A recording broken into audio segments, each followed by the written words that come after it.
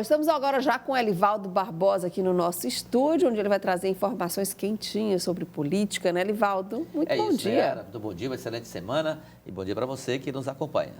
Vamos falar de cargos federais, que a gente vem falando, desde a semana passada a gente vem tratando sobre isso, que é a escolha dos cargos federais, né? São cargos importantes, bastante concorridos, né? É verdade. E que a bancada piauiense, inclusive, se reuniu com o governador, com o ministro também, o Wellington Dias, para decidir como é que seriam esses critérios, quem poderia ficar com esses cargos. Olha, Nayara, essa situação ainda não ficou definida em detalhes, mas tudo indica que a força das bancadas e o consenso falarão mais alto do que a densidade eleitoral proposta pelo senador Marcelo Castro.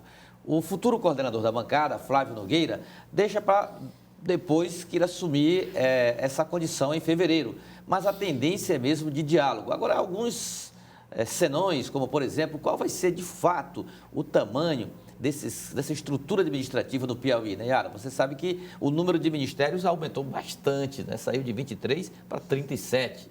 E isso aí já provoca... E será que esses ministérios que foram reincorporados à estrutura administrativa federal terão representação no Piauí ou nos estados? E em que peso serão essas representações? Eu cito aqui uns dois exemplos.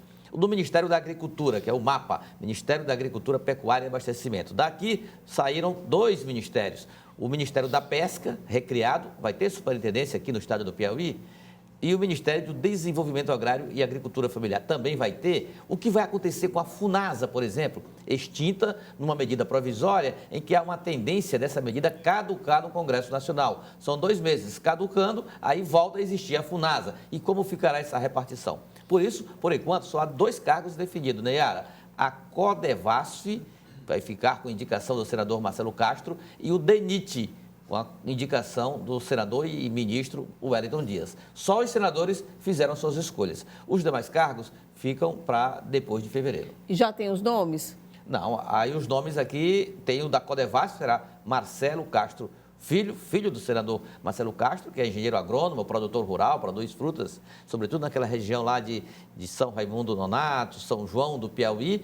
E o nome do DENIT provavelmente será Ariane Benigno, que foi secretária da administração aqui no estado do Piauí, foi secretária também executiva de governo, chegou até a assumir em alguns momentos essa secretaria de governo. É o nome mais cotado para assumir, mais comentado para assumir a coordenadoria, ou a superintendência, melhor dizendo, do DENIT do estado do Piauí, com o aval de Wellington Dias e, no caso, aí até a influência do deputado federal Merlong Solano, que são do mesmo partido, afinados. Você acredita que os outros cargos, quando que devem ser definidos, Elivaldo? Pois é, eu acredito que depois de fevereiro, quando ocorrer a posse, ou quando ocorrerem as posses para a nova legislatura, os deputados federais eleitos, os de primeiro mandato, todo mundo já empossado, aí eu acredito que haverá essa transição mais acelerada para cargos como o DENOX, o INCRA também, que é muito assediado, muito cobiçado, o IBAMA,